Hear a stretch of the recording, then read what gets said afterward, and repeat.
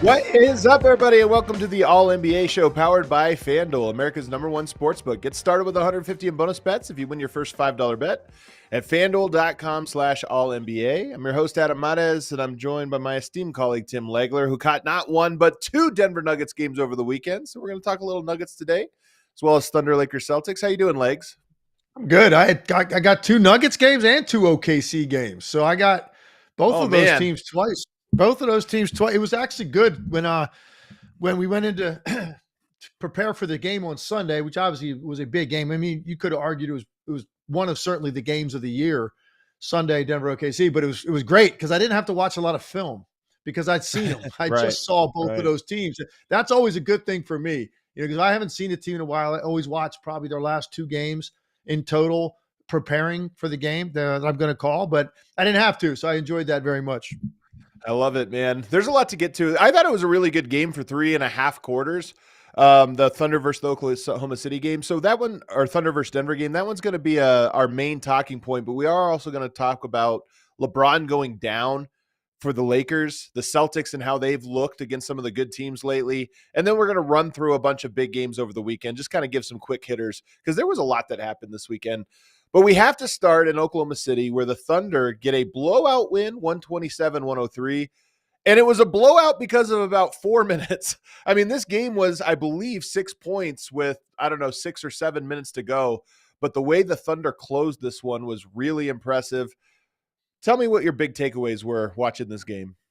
I think the first thing that stands out to me is I worry about any team, not just the Nuggets, but maybe in particular the Nuggets, having enough depth for the Thunder, because they're so relentless with their defense.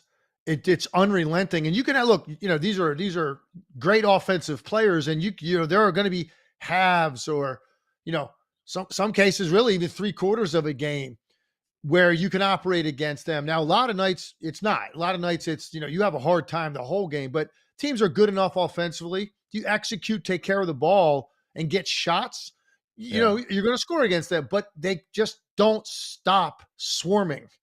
And eventually it wears on you and it wears you down.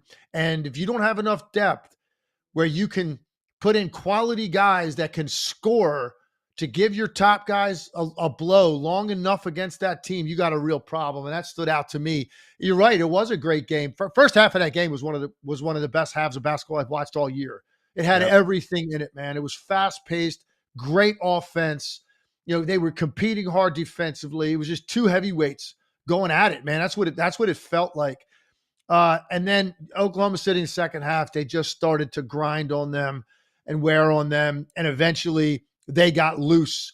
And it's before I knew it, a blink of an eye, it was like a 6-point game to a 20-point game in no time in that fourth quarter. And I think that's what stood out to me, Adam, is just you better have so much depth to run fresh legs, but not just bodies, guys that can play, guys that can actually function against their second unit. And I don't know who in this league has it. I don't know if anybody has enough. Maybe the Cavaliers. Cavaliers are very, very deep. Yeah, Cleveland probably, to me, would be the next deepest team beyond Oklahoma City. And I think that's what stood out to me the most, man. Their defense is so impressive. I compared it. I didn't do it on the air, but after the game, we were talking on the ride to the airport, and I said, when the ball goes in the paint against OKC, it reminds me of if you drop food in a fish tank. And all the fish, man. Swarm, man. They just swarm. And the thing is, yet they're so fast out that they could still get out to the 3-point line and force you to make extra passes. But their ability to smother the lane and get 2 and 3 guys around the ball in the paint it's better than any other team in the league. So for me, here's the Thunder, and I've seen a lot of them. Obviously, I watch Denver more than anybody else. I see all of their games. Usually I watch them twice. So with Denver, they have these runs where they're really impressive. And we saw one to start the game. We actually saw 2 or 3 Denver runs throughout the game where they look incredible, but it's never sustained. It's always like a moment of peak, and then they'll come back down to earth or whatever.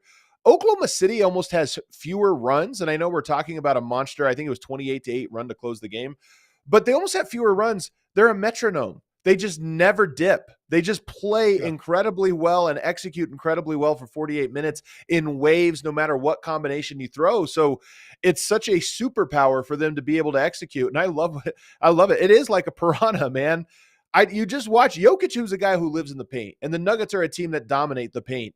And you just see every time he touches it, unlike what the Lakers did where they were trying to sandwich him around the court, it just was as soon as the ball goes to the paint, whether it was Jokic or anyone else, there's so many arms in the paint, so many bodies in the paint. And then you think, okay, well, that's going to be vulnerable to the three. Somehow it doesn't happen. They just rotate. They're on a string. Their execution on the defensive end of the court and the various switching they do and rotations they do, it's probably number one in the entire NBA, and they have a bunch of individual defenders on top of that are just incredible that slow Jamal Murray down. So I'm with you. That's what stands out to me every time I watch the Thunder is just how consistent they execute throughout the course of a game. Their numbers, Adam, think about this. We call them the best defensive team in the league all the time, number one defensive rated team. That we use that expression a lot, but if you really break it down, dive deeper into it. They're number one in the league defending the paint. They're number one in the league defending the 3-point line. Okay, so those two things are not supposed to go together. Yeah. But for a reason. Now, you could be number one in the league at defending the 3-point line, but you give up a lot in the lane, or vice versa, man. You're so good at not getting beat in the paint because of all the extra help you give. Well, you shouldn't be able to close out then and defend the 3-point line. They're number one at both. They're also number one in the fewest points allowed off of their turnovers. Now, So that's the other thing they do. Even when they don't play well on offensive possession and they cough it up or turn it over, they're so fast getting back. And I actually got in the headset and I wanted to see a replay when we came back from break yesterday. There was a play with Michael Porter Jr. It was a 2-on-1. And I don't remember if it was Jamal Murray, whoever it was, and Michael Porter Jr., who played great, by the way.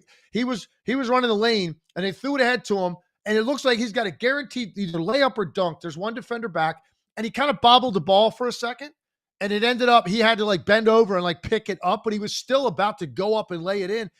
And in the overhead shot when they froze it, there's one black jersey in the picture back on defense. By the time he picked the ball up and gathered it, there was 3 guys around him. Yeah. So those other 2 players, they weren't even in the picture when he got his hand on the ball, meaning they were probably above the 3-point line running back on defense. But because he bobbled it, 2 more guys were that fast to the ball. Stripped on that play, and Oklahoma City turned that into a layup the other way. And I'm going, my goodness. So they're number one in all 3 of those categories. They defend the paint, the 3-point line, and they don't let you score on them in transition if they have a bad possession. So it really is about their offense. By the way, over the last 6 weeks, they've averaged 130 points a game. So this isn't like all defense. They're not winning 102-98. They're obviously it's their point differential is the greatest in NBA history. That's how bad they're beating teams because their offense is caught up. Their offense is elite too, starting with Shai, but they've got a lot of dudes that can put the ball in the basket, but it's all to me triggered by the relentless pressure and speed on the defensive end of the floor and in transition. Yeah. You mentioned the scoring, and by the way, I think your mic might have unplugged there during the course of that. But you mentioned the scoring. I think a lot of this comes down to Shai Gilgeous-Alexander. And just how hard he is to cover, how impossible he is to cover, how relentless he is in attacking you. He took 32 shots in this game. And, it's just natural for their offense because of how aggressive he is, how efficient he is. He didn't have his 3-ball working. But, people talk about Luka Doncic, Nikola Jokic, LeBron James, these guys that are heliocentric. Shai is a different mold of player.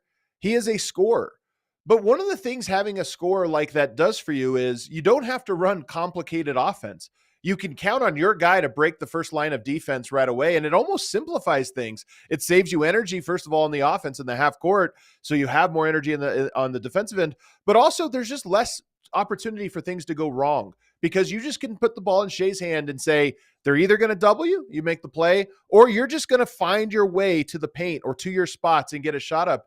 And watching him do it against a bunch of different types of defenders all season long, it's why their team, to me, is so effective, is their game plan is almost simple on the offensive end. That's a good point. And I think the other thing is I think he's the toughest guy in the league to trap, because he is so shifty and he's so quick with his initial move. So even when he sees the trap coming, and look, a lot of it, you're right, he's not even getting a ball screen, so there isn't even a second defender in the area. So when they do want to try, and some teams will run at him and try to get the ball out of his hands, and I've seen teams employ this strategy against him, and where they just start running a guy toward him as he comes like into that scoring area over half court, well, then he can see it. It's all in front of him. But even then, he has a way of eluding that.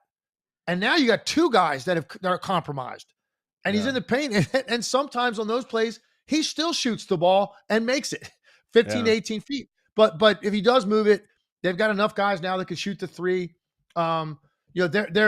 They're not, I wouldn't call them an elite three-point shooting team, but they're certainly above average, and they can string them together, and you got a real problem on your hands because when they make, then you saw that in the fourth quarter, all of a sudden, no one can make a three pretty much most of the day. The three-point shooting was not great in this game, and then all of a sudden, Oklahoma City makes 3 or 4 in a row in the fourth quarter, and you get your massive separation. It starts with Shai and what you're trying to do to corral this guy. I've said it million times. I've never seen a guy quite operate like him in that area of the floor that effectively.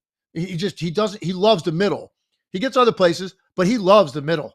And he doesn't care. Like that's the part of the floor that's most congested. There's more people like toward the middle of the floor typically on a possession than anywhere else. And he doesn't care. It doesn't faze him because he's that quick. He stops so quick and gets off the ground into his shot faster than maybe not just any player in the league, any player I've ever seen. Yeah. And that's his big thing. And look, man, he took 32 shots. So the next guy on their team ended up with 14, but Jalen Williams took 4 or 5 of those late. At one point, Shai had taken 29 shots, and the next highest was Chet Holmgren with 10. Yeah. So this is a very, top-heavy offense, and it's been worse. I shouldn't say worse. It's been more prevalent over the last 6 weeks. Guys been getting up 25, 30 shots a lot of nights. He's putting up incredible numbers. But despite that, teams can't figure out a way to get the ball out of his hands. You can't figure out a way to get him out of his sweet spots. He's that good offensively, man. He's a special, special talent offensively. And this game obviously meant a lot to him. He'll downplay it, but it did. It's a statement. You make your case. Yeah. There's the other guy. He's right there. Let's both make our case today. And Shai, made a stronger case, clearly, just because he had a spectacular game and they pulled away in the fourth quarter. It definitely, and this was a really good MVP matchup for the first half. In the second half, when they pulled, both guys came out of there guns blazing, just playing phenomenal and making plays like in their own style, because it's not a shootout, right? Like just back and forth, their own style, and we're having effect. Both guys having an effect. But of course, Shai, the way the game closed, the way he had ended, and he had 2 or 3 exclamation points, on the end of this game, hit a big 3. That kind of was the first nail in the coffin. They put about 8 nails in the coffin down the stretch of this game. Yeah. The next guy I want to talk about, though, Chet Holmgren, only 26 minutes in this game was a plus 32. And I don't think it was a coincidence. That guy, the ability to put him on the court with a Hartenstein, that is the game plan against the Denver. And I'm going to bring up something, and here's the Nugget fan in me, but I also have watched enough Nuggets games to kind of know how Jokic attacks teams like this. They have an unbeatable half-court defense when they have both of those guys out there. So one of the things you have to do, and they're pretty weak when one of them is off the floor, at least against Jokic, right? He's so big. Drawing fouls and going hard at the paint was part of the game plan. And I thought that the missed call on Chet Holmgren, what would have been his 6th at 9 minutes, to me, that was really the turning point, not only because it was a 6-point swing, you get a technical foul and a transition dunk the other way. Not only was it that swing, But I've watched Denver enough to know that's often the game plan. Just go hard at the paint, hard at the paint. It's going to be a little inefficient. Just go hard at the paint. And when they foul out, that's when you're going to try to pull away at the end. It didn't happen on that play. And I just thought that was such a big swing, not inconsequential, because the game was 5 points at that moment. And I just know that was part of Denver's game plan. Hey, listen, I said it on the broadcast. I'm sure you were listening to it. I mean, we went hard on that call. We even went to Steve Javi, who was in Secaucus. We brought him onto the broadcast over that call. And I'm glad there's not much you could say. The officials like to defend each other. So normally you go to the official and they're going to try to find a reason why, even if it is a missed call, like why it could have been missed and justify it being missed, or they're going to say flat out it wasn't missed. He couldn't say anything because the replay was clear and definitive. And I said on the air, not all missed calls are created equal. That was one of the biggest missed calls of the year. Yeah. Look, I don't know how the game would have played out. I don't know if Oklahoma City probably still would have won that game. I disagree. It was that because again, Chet Holmgren was dominant. Listen, I'm going to give you this scenario. It's 96-91, 5-point game with 9 minutes to go. Yeah, and Chet Holmgren fouls out on that play. He should have fouled out of the game. And look, not to mention they weren't in the bonus yet, so you're not getting 2 free throws, but it is a turnover. It's a possession in which you didn't get to shoot. Maybe that ended up in 3 points on that possession. Who knows? Right. Now maybe you got a 2-point game and Holmgren's gone. So I hear what you're saying, and I agree with you. But we'll never know. Bottom line is it's hard to definitively say Denver wins the game. That's for sure. That's silly too, because look, it's no matter how you slice it, they're down. Whatever it may be, 5, 4, 3, 2, whatever the deficit is, Holmgren's gone. All right, we'll never know. Oklahoma City played amazingly well in the fourth quarter, so I don't know who would have won the game. I'm saying, hey, Oklahoma City, they're at home. There's a good chance they probably win that game in a closer game. It's an incredibly important missed call, and I can't believe it wasn't called. And here's the thing, even if you didn't see it, this is what Javi said. I'm so glad he said this because it's exactly what I said in the talk back to my producer. I said, can we get Steve Javi on here? I'm going to ask him if, as an official, do you even need to see it if you see the reaction of the player? Can't your instincts just tell you he must have gotten hit in the face? And that's exactly what Javi said on the air, because he went down like he got shot by a sniper. Russell Westbrook's not going to risk trying to bait a call right there or act. Right. He's not flopping. It's ridiculous to think that. So for me, you don't even have to know if he hit him in the face. Obviously he did. And in the replay, you can clearly see it. Now, when I saw the replay, I'm like, well, now there's absolutely no reason that he should miss that because his head went backwards. Right. It's not like, I thought maybe he brushed him just so much across the eye or something. Right. Which an official can miss. A Hadouken, right to the face. It's hard to see the context sometimes when a guy gets brushed in the eye. He hit him in I think it was like the nose, right? Or up in this area of the face. His whole head jerked back. So there's no reason to miss it. And then you go the other way, Holmgren gets a dunk. And on top of it, Malone gets a technical. So you said it. 6-point swing, Holmgren stays in the game. Yeah. Enormous. It's as big a missed call as you're ever going to see. And it's 2 teams at that point, man. It was just such a great game. Now, unfortunately, Oklahoma City just put them away with some daggers there in the fourth quarter. But to your point, we'll never know how this would have played out. Yeah. Terrible to miss that call in a moment like that on a stage that big with 2 teams that played that well to that point. Well, the reason I bring it up, I mean, I think the Thunder are just better than Denver by a pretty good margin. So Denver has to find the weaknesses, right? They have to find the margins. And Hartenstein had 4. Which, by the way, I think Hartenstein will struggle to guard Jokic one-on-one without fouling. He is a fouler. Having Chet there, having all the pressure, all the help side, alleviate some of that.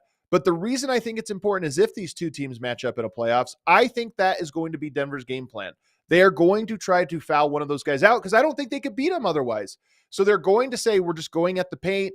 I think Jokic would have a below average efficient first 3 quarters. And if they foul those guys out, then he'll dominate the fourth quarter because they're not going to be able to cover him with just the one guy. And they didn't cover him last game when only one of them was in. Last night, that's when Denver did their damage, was when they had to make these staggers. The one exception to that was the run in the first/second quarter when Jalen Williams, not J-Dub, the big Jalen Williams, went 3 of 4 from 3. That was another margin that I think happens in this game because, as you see, Denver can't guard Oklahoma City, so they make compromises. One compromise was, we're not going to guard him. We're going to let him shoot, and he knocked him down. There were 7 massive punches thrown, to use the boxing analogy again. Denver came out, ding, ding. They ran across the ring, and they started throwing haymakers right at the outset. And it was like, wow, the crowd, it was important too. And Michael Malone said, we can't turn the ball over early against this crowd because it's going to electrify them. It kept the crowd subdued in the beginning of the game. So that was the first punch. Then Oklahoma City had really the next 2. That one to come, erase that deficit. And then they hit them with one in the second quarter. So now punch count 2-1 Oklahoma City. Denver closed the half with a punch to get that thing back to 1 point. So now going into halftime, each team had thrown 2 haymakers. Come out third quarter, OKC hits them in the beginning. And I thought Aaron Gordon going out and not being there at the start of the second half, and they went to Westbrook, so they were smaller. They had some real issues at the beginning of the third quarter. And it was like, because your game plan had Aaron Gordon on the floor to start the game, and so that the adjustment out of the locker room wasn't great. They got caught in some bad situations. So that was the 5th punch of the game. OKC, now it's 3-2. Then Denver punched back, and they punched back by going zone. Their zone was super effective against them. And in fact, I kind of was wondering why they didn't go to that a little bit earlier. Maybe they thought they didn't need to because the game was close. But I do think that's an effective strategy against OKC. Not as much as Denver played it, but I think for stretches, few possessions at a time, I think it's good to mix them up a little bit. So anyway, the zone, that was Denver's punch. Now it's 3 punches each, and then that foul takes place. We're getting set up here for who's going to land the big punch late. And then the game did turn, and then Oklahoma City didn't just hit him with 1 punch. They hit him with a flurry of punches and knocked him out. 3 minutes to go, they knocked him out. But for the most part, both teams fought back when they needed to. And I thought the zone defense was a factor in the game. Although I will say this, Zeke Naji had a rough day defensively, man. Yeah. He made some mistakes again in the zone defense on the back line, some absolute flat out misreads, not in the place he should have been. And then he got beaten up pretty good when he got switched onto some of those guards, drawing fouls or shooting over him. So it's a shame because those minutes would have gone to Aaron Gordon, who's been playing great. And, he wasn't available. So Naji, he's been playing, but shouldn't have played that much in a game like that. And he hurt them defensively, and Oklahoma City took advantage of it. Well, I want to come back to Aaron Gordon. Speaking of the zone, though, I think another thing that happened almost immediately after the no call on Westbrook, Westbrook checks out of the game. Michael Porter comes in, and Westbrook is not happy about it. He's standing on the sideline. He lost his mind. He lost his mind over there. And I think Michael Porter forgot that they were in a zone on the very first possession because he's the low man. He starts out as the low man on the left block. They're in like a 1-2-2, and he kind of follows a three-point shooter up well beyond the three-point line. Isaiah Hartenstein cuts from the corner for a wide open dunk, and you see Westbrook just slam his hand on the bench, on one of the chairs. And I understood it. Denver goes the other way. You take Russ out, put Michael Porter in because you want spacing. There's no spacing. Denver gets a turnover. The next play was that Lou Dort missed dunk. Denver doesn't secure the rebound. They kind of don't run back. Nobody goes after it. Ball finds Lou Dort in the corner, and it's a 3. The game was over. That was the end. And I thought Denver kind of quit, to be honest, or just lost spirit, because that was, it was a 5-point game at 1 minute. It's like 15 points at that moment, just a minute or two later. And you see Westbrook on the sideline. He went to check in. He was so mad. I think he checked himself in. But that, to me, swinging would – and Michael Porter was good, but that mistake to me was a crazy one. I got a little more context on that. So I'm going to give you the timeline here. 4:55, they took Westbrook out of the game, put Porter in the game, and it's an 8-point game. So it's still within reach. And immediately Hartenstein gets the dunk. Wide open. And now they're up 10. Then they turned it over. And then that led to the weird play with Dort missing the dunk and running into a 3, which is really just bizarre play. But so when they got the dunk, though, I looked over at the sideline. Westbrook was screaming. He was down. He went down to get some water. So he walked all the way to the end of the bench. He got the water, and he was starting to head back when the dunk happened. and he was screaming at like pretty much everybody on the bench, like players, coaches, everybody. And I know what he was saying. Like, why am I not in the game? You took me out of the game right now, and that happens. And by the time he got, and he didn't check himself in, Malone pointed at him and told him to go. So he did tell him to go up there. He went up there. By the time he got to the table, the Dort play happened. Yeah. And now Westbrook was just losing his mind at the scores table, ready to check in because he went to get a drink of water, and they went from down 8 to down 13. Yeah. And it felt like that was it. That was it. Yeah. That was game. And he was very upset that he was off the floor at that time. I thought he played great. I said on the air at one point, I said, you're going to rarely see a game with a guy at that point had 1 point to that point in the game, have that much of an impact on the game. I just thought his intensity, his speed was just his relentlessness, his toughness, his competitiveness was on full display, even though he wasn't really involved offensively very much. He was doing so many things to affect the game. And he always plays with effort, and that's why the Lou Dort rebound one, I think, is even more bothersome to him, is that's a play that he would have found a way to at least contest it. Like Denver had 3 guys kind of watch the ball bounce hard over there, like, oh, man, where's that one going? And I think he's looking at it like, those are the plays I don't allow to happen, which was frustrating. The last one I have for you on Denver here, Jamal Murray, 6 of 17, had 17 points, did not shoot the ball well. When I went back and watched the game, he had a lot of shots that he just needs to make, like open looks, But Oklahoma City also has more defensive players that I think would bother him than any other team. And we saw what happened with Minnesota last year. They have a lot of bodies too. They can throw at him and bother him. I think the Thunder have even more. And that's why I think this matchup is so heavily tilted in the Thunder's favor. They're better. I just think they're a better team. But 2, I don't have a ton of confidence that Jamal Murray is going to play meaningfully better than he did yesterday. He will make a few more of his open shots, but I just don't see him winning a game for Denver against that defense. Probably not against that team, against just about every other team in the league. I think Jamal Murray's played well enough this season that he could. Not against this, maybe not against this team, to your point. Yeah, you're right. If they played a 7-game series, in OKC, let's say OKC wins that in 6 games, 5-6 games, whatever you think it would be.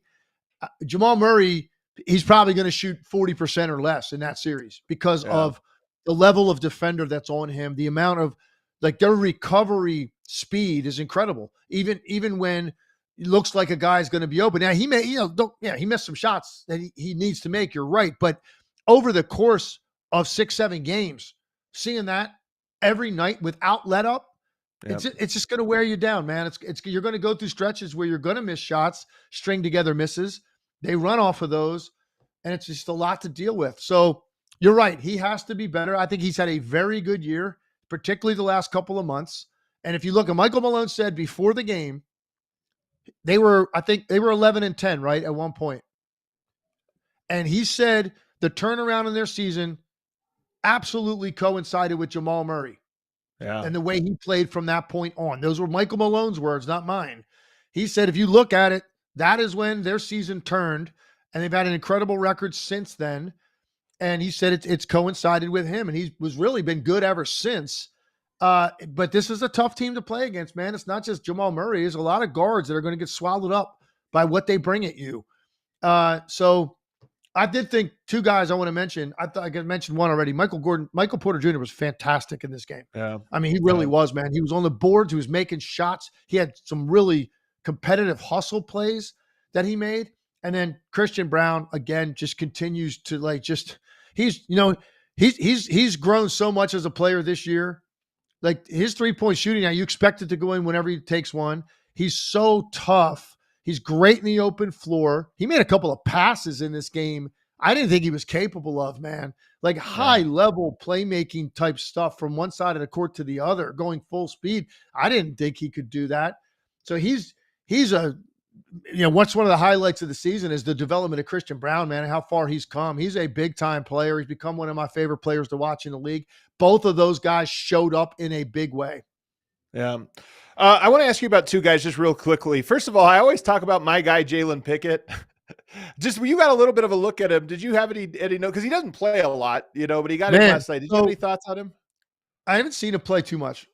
He checks in the game. First of all, he's got a Desmond Bain body, right? He's got these short arms. He's got big biceps, short arms. Like he doesn't look like he could score at all. Like if you just looked at him when he checked in the game, like, well, this guy's not out there to score.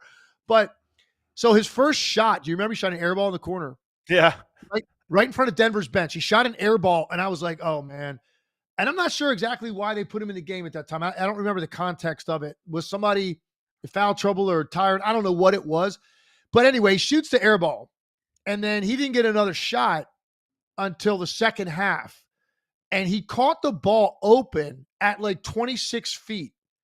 And he dribbled in one dribble, and he shot a 22-footer. And analytics guys are, they're ready to jump off buildings when a guy does that because it's the worst shot in basketball. And I said on the air, not in that case. That guy needed to see a ball go in. It was a high pressure game, a lot of focus on the game. So if that's what he needed to do to give himself a rhythm dribble and he ended up going in over the line, who cares? He made the shot, and from that point on, he actually played okay. He made some good cuts. He made a great pass to Porter off of an offensive rebound when he flipped it to him in the corner for a three. And so I thought he played pretty well, man. He represented himself okay. Yeah. He ended up 3 for 8, 1 for 4 for 3, 7 points, 2 assists, 16 minutes. Perfectly fine, man, in a game like that. And he hasn't been getting a ton of run. And he shot an air ball in his first shot. I didn't know how this was about to go for him. And he ended up playing pretty well in the second half, I thought. Yeah. And it's meaningful that he played. Peyton Watson did not play very much. He did play. Kind of Michael Malone giving him a little trust and showing Peyton Watson, not a lot of trust. The last one that's what it was. It was the Aaron Gordon situation. I was thinking, why did he play? That's why. Aaron Gordon. So because the other night against Phoenix, he only played 8 people. Yeah. And Pickett wasn't one of them. He played 8 guys. Yeah. And so it's like he's going to play 8. Well, once you lose Aaron Gordon, somebody else, you got to go to your 9th person, and that's why Pickett ended up getting time. Yeah. So you watched Denver 2 times. This is my last one for you, but before we take a break, but you watched Denver 2 times now.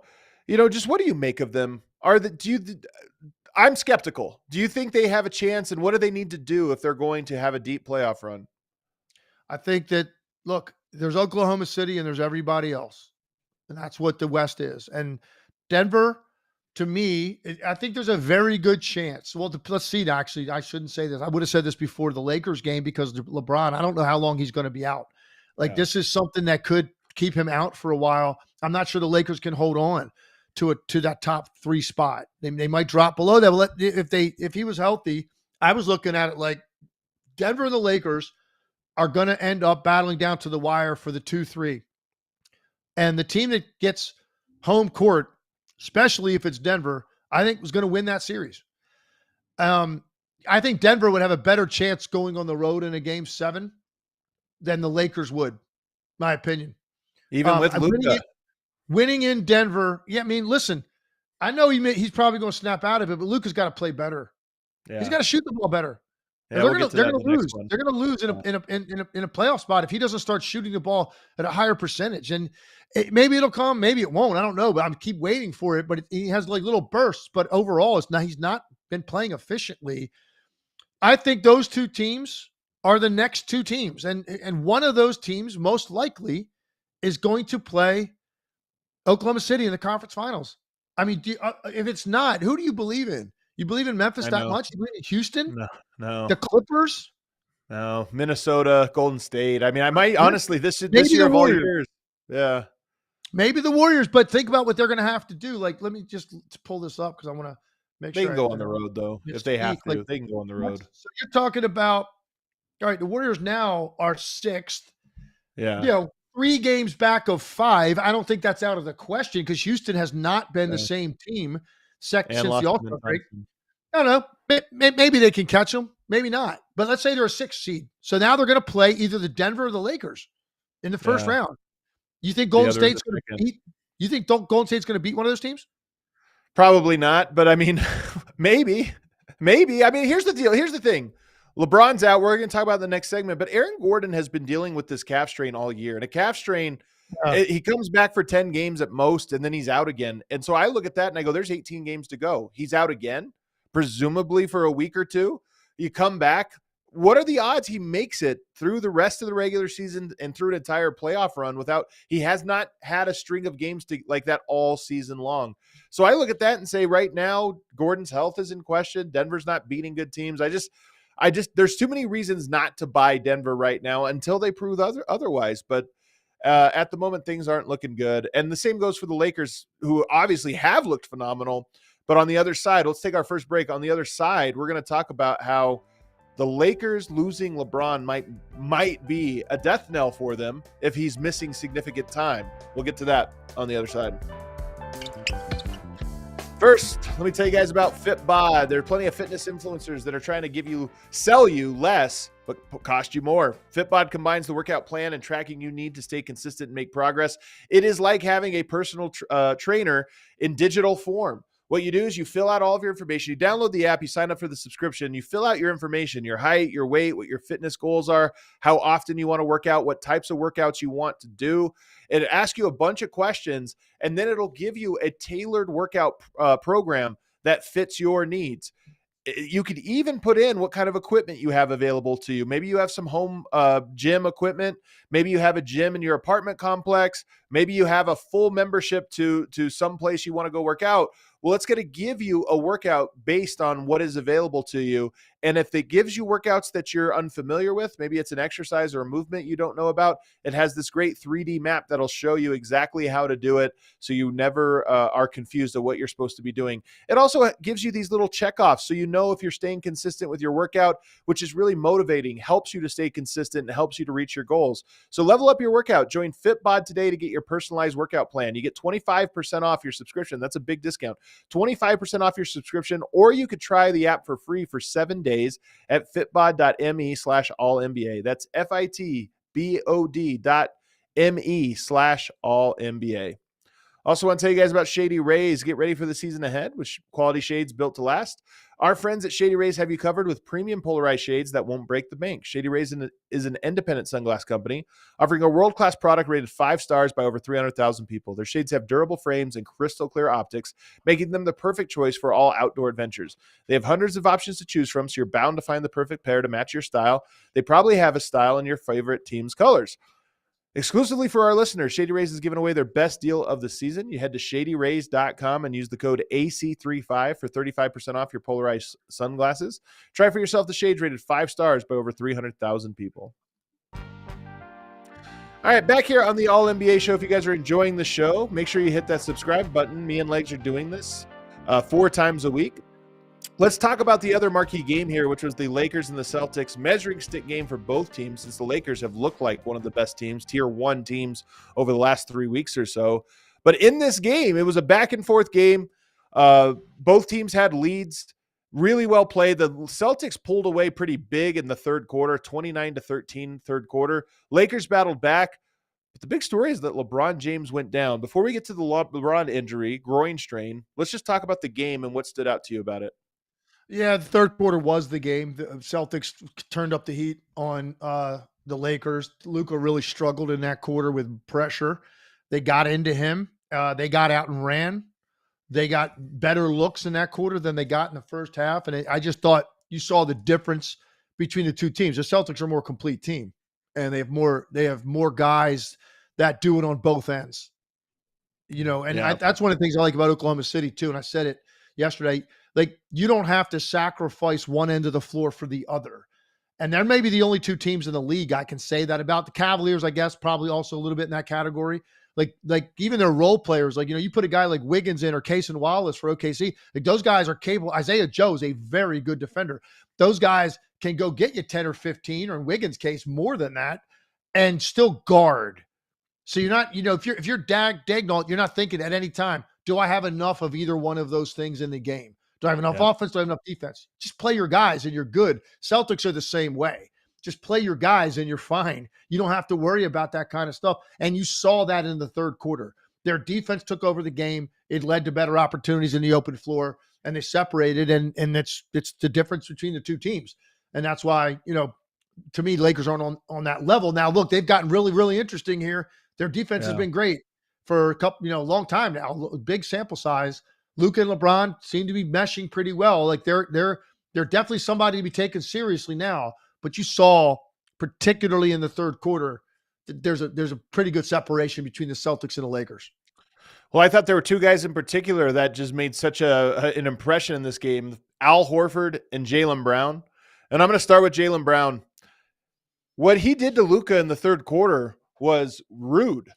I mean, he was so physical with him, so dominant, taking the ball from him. That's a good word. I like that word. And then going at him on the other end, like he has this physicality, he has the skill, he has the toughness, he has all those things, but he has an attitude about him in that matchup specifically where it wasn't just the defense, which was incredible, picking his pocket, which you never see. He did it multiple times, but going right at him. And I thought Luka had a couple possessions where he was defending well, made it hard on him. And Jaylen Brown just shot it over him with touch and hang in the air, double clutch, shot it.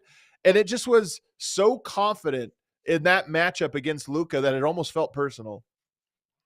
It did. I agree with you. And I think Luka, his persona, his demeanor make you want to make it personal against him. Especially like these bigger, more athletic forwards that can get into him. You have to have strength to play Luka. You can't get by with length and quickness. It just doesn't. He is not fazed by length and quickness. Just ask Minnesota last year. What Luka's able to do to them. Ask OKC too. Like he's not bothered by that, man. You better be strong as a truck, but have lateral quickness too. And that's exactly what Jaylen Brown brings. So, just the way he conducts himself and carries himself, he's going to lend itself to guys making it personal. And you feel and sense that he's not moving very well to get around you, and you can really get up into him 35, 38 feet from the basket.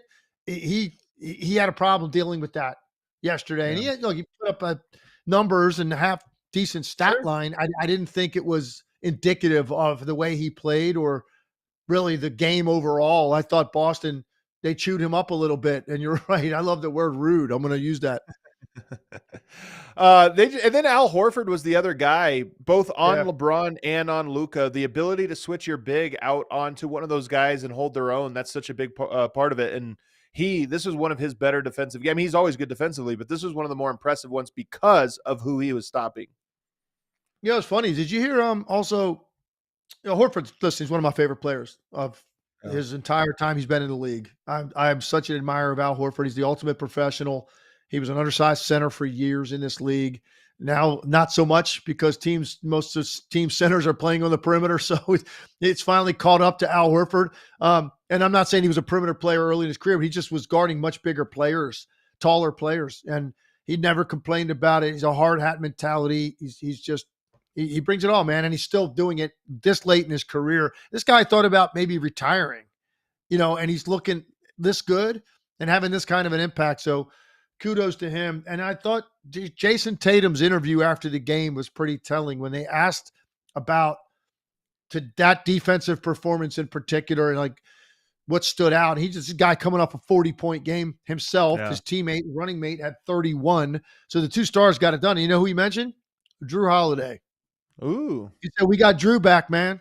We're a different team with Drew Holiday." And he singled him out specifically in his comments and saying he does things that do not show up on a stat sheet defensively with his positioning, his rotations, like everything that he does to cover for guys.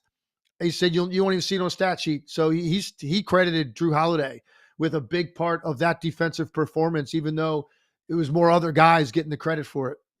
Yeah, well, I love that, man. They have so many guys, just so many guys that they can throw at you. They're really impressive. On the Lakers side, though, LeBron goes down with a groin strain. They're saying 2 weeks. Well, they're saying reevaluated in 2 weeks. But these are the types of injuries, legs, like Aaron Gordon's calf. Like there's certain injuries. You roll your ankle. How long do you want to rest? Because you can rest it and probably get it back as long as it's not a terrible one. You tear something. You could probably rest it and get it back. Groin strains, calf strains, core strains, those types of things, you just never know. Usually they'll linger. And this is one that is crazy to me because the groin strain, they're saying 2 weeks they'll reevaluate. It could be 3, could be 4. There's not only like 6 weeks left in the season. So he's going to be missing a significant chunk of the remaining portion of the season and then come back and have to deal with that. I feel like this was the worst thing that could have happened to the Lakers. And I think it maybe is going to lower their upside this season. I agree. And the first thing first, what that proved him getting this injury, he's not a robot. We were starting to wonder if this guy was a human being because of the way he looks physically at 40. These are the kind of things that are going to start happening. They just are. Groin strains, hamstring strains, quad strains, calf strains. Because I don't care what kind of condition this guy keeps himself in and the amount of money he pours into his body and making sure that he can do this for this long. You can't cheat Father Time with stuff like that. You just can't. And so now they've got to be extra cautious. If you want to have a real shot in the postseason, he can't come back when it's ready. He's got to come back when it's more than ready. It's going to take a lot of time, I think, to get to that point. Now, they're going to drop a little bit in the standings, most likely. I don't think that's the end of the world. If you told me LeBron is going to be 100% healthy on April 15th, I don't care where they're at. They could be a 5 seed. I don't know. You can win a 5-4 matchup. Now, then you'd have to go to OKC in the second round. It would probably end there. But guess what? I got news for you. Everybody's season is going to end there. I believe that. Oklahoma City's going to the finals. So, it's going to end at some point. Now, the best you can do is stay out of the 5-4, right? So that if you're saying, them as late Adam, as possible. that's where it's really going to cost them, that's where they could end up. And now you got to play Oklahoma City. Assuming you win the first round series, you got to play them in the second round. Your season's going to end in the second round. If you can avoid that, who are you going to have to play, man? You got to play Denver. You got to play Memphis, Houston, like one of those teams. Golden State, I don't know how it's going to play out, but yeah, man, the Lakers have a great chance of winning those series if LeBron's healthy. Problem is you can't risk him not being healthy or that coming back. So he's not going to see the court. He needs to be 110% until well after he's not feeling anything. Right. Not like as soon as he's not feeling anything. They cannot risk that. Everything's good. You don't know how many more years you're going to have him.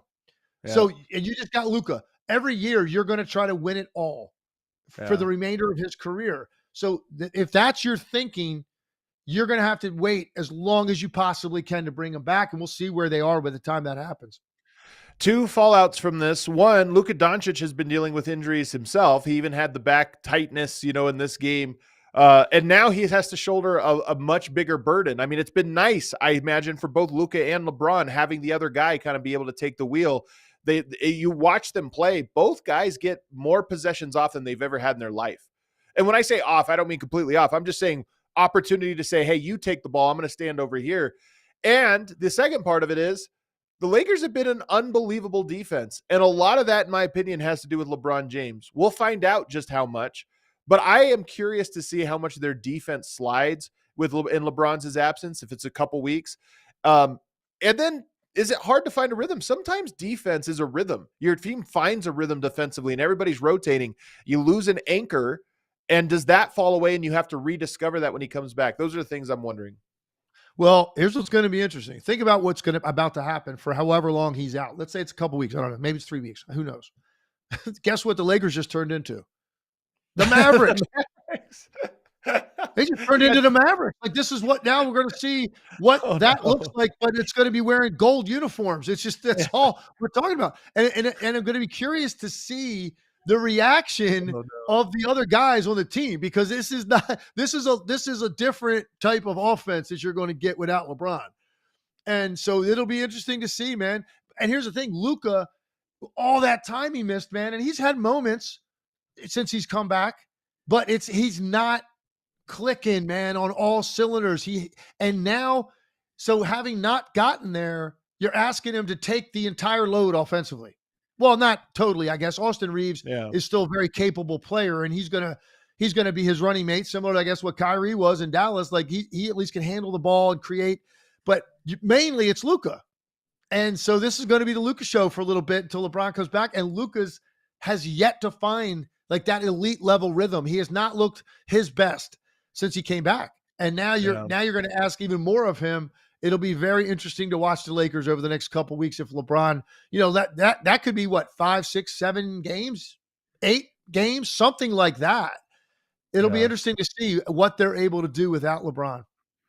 Let's go to some quick hitters here to get out. First one I got for you. Cavs beat the Bucks over the weekend, 112-100. We said this was one of the last, if not the last test for the Cavs before their season. Now, their spot as number one is basically secured. The Bucks lose, though. And the Bucks, by the way, lost 2 in a row. They also lost to Orlando, who hadn't been beating teams. So What do you make of this from either side? I just think that it's so clear. Nobody in the East is on the level of these two teams at the top. It's just that simple. The Bucks, the Knicks are there, Pacers. Those three teams are interesting, and they're not easy to play against. Push comes to shove, man. They don't have the firepower or the depth of the Cavaliers, and they don't have enough guys, man, to go toe-to-toe with them. Cavaliers have so many guys that can hurt you. Their bench has been unbelievable for them. And at the end of the day, they sort of wore them down in the fourth quarter and kept Milwaukee from making that legitimately like a nail biter. The other game here that's interesting, Clippers beat the Kings in overtime. Kawhi Leonard had an incredible game winner. This one was important because whoever won was going to overtake the other in the standings. It's the Clippers, so there you go. The Clippers are in the 8 seed, the Sacramento Kings in the 9 seed. Yeah, and Clippers, they impressed. They've overachieved at 6 games above 500 without Kawhi Leonard most of the season. James Harden at his age, kind of running the offense. I did not think this was a team that's probably going to win. What they're probably going to win, 40. They got 64, 18 games left. Let's say they go 10-8. That's 45 wins, maybe 46 wins. I didn't think they were that good. I thought they were 500 or below. They're better than that. They've been hanging around. If Kawhi can give them something every night in the playoffs, it'll be a tough out, but it will be an out. Either one of those teams. There you go. Warriors beat the Pistons 115-110. These are obviously two really good teams. The Warriors, man, 9-1 in their last 10, the best record over their last 10, other than the Cleveland Cavaliers, who of course haven't lost since, 2024. Yeah. And look, I will say this. Going into the season, you would have said a win over the Pistons was not a quality win.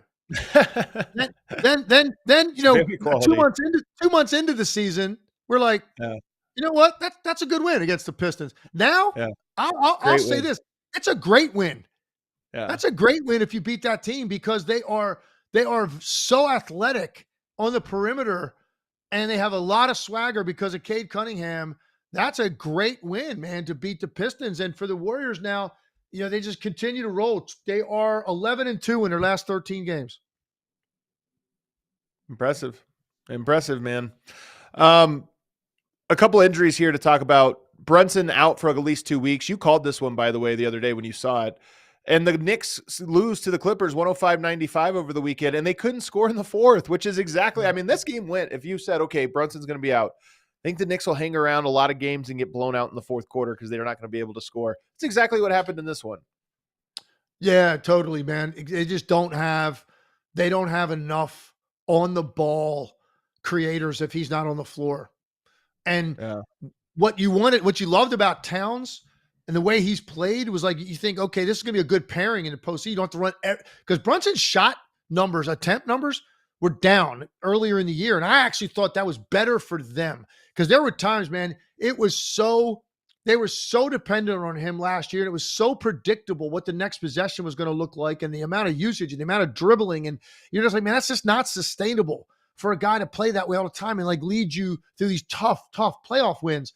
Oh, Towns will help in that regard, and he did. But now you see, when he's off the floor, they don't have anybody that can generate offense and create two defenders on the ball and create numbers on the weak side. They don't have it at all. So it's pretty scary. And now Brunson, it says, couple of weeks at least. I have a feeling he could be dealing with this the rest of the season. I think that they're cooked if that's the case. He's going to have soreness, stiffness, and swelling in his. It doesn't mean he's not going to play. He's a tough guy. He's going to play through it. I just think it is going to be something that's going to hamper him. And if Jalen Brunson is not a blur offensively, so he relies on strength, footwork, and savvy, right, and shot making. That's how he scores on people. Well, now if you take even 10% off of his quickness that he has now because of his ankle and he can't push off as good, well, now he's even more guardable for guys. Yeah. So I just think I'm worried about it, the lingering effects. He might not feel 100% from this until next season. Because you think about how much guys complain about their ankles weeks after. man, ankle. They'll still miss an occasional game, and like you can just tell they're not the same. And then when the season's over, they say, "Yeah, my ankle bothered me the rest of the year." I have a feeling Brunson is going to be bothered by this the rest of the season. The last one, Amen Thompson, is out for 10 to 14 days with an ankle sprain. What happened in a blowout win over the New Orleans Pelicans.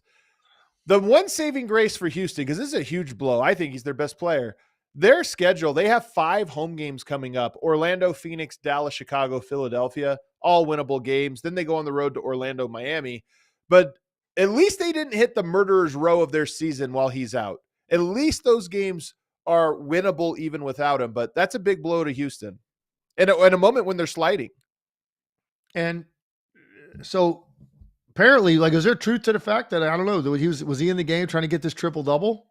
That producer James was telling us that. I didn't watch this one, so I don't know. I don't want to question James, but I also don't want to say something that maybe they could come out and address this. They're going to get asked about it, because if that's the case, man, that's brutal. They're up 28 points, I think, going into the fourth quarter. And, and he's out there. Look, up 28 going into the fourth. I'm not going to say that, every team in the league just puts 5 reserves in and plays 12 minutes like that. No, the Pelicans are not coming back on you. The Pelicans are. No, I hear you. I hear you, Adam. I hear you, man. But listen. I'm not saying any teams are racing 28 in one quarter. What I am saying is the 3-point shot in this league. That could go from 28. You put 5 reserves in. That maybe it gets to like 16, like in the first 4 or 5 minutes, right? Now you're like, oh my God, we got to put these guys back in. So the goal, I think, is you start the guys, do whatever, fourth quarter normal. Let's get this to 35 with 8 minutes to go. And I don't know the context of any of this, by the way. This is just me spitballing. I'm going to look more into that. I hope that's not the case, because that's a tough way to lose a guy, man. If that's what you're thinking about. Yeah, that is a tough one, man. But the Rockets, I mean, they got to win those games, because those are all win. Like if he was healthy, you looked at every single one of those games and said that's a win. 6-game homestand, all lower, below 500 teams. That's, you know what? I got news for you, man. It still might be a 5-0 homestand. It still might be. We'll see. We'll see what happens here. Although some of those teams are fighting for their lives. Orlando, Phoenix, they're fighting for their lives. All right, cue that outro music, James. We appreciate everybody hanging out with us today. Very packed weekend. We got to a lot. So we appreciate it. Throw us a like if you enjoyed the show. And if you haven't tuned in before, make sure you hit that subscribe button, because we are doing this 4 times a week. In fact, we're back tomorrow. We'll be talking about the games that happened tonight. Everybody hit that like button on the way out. We'll see you then.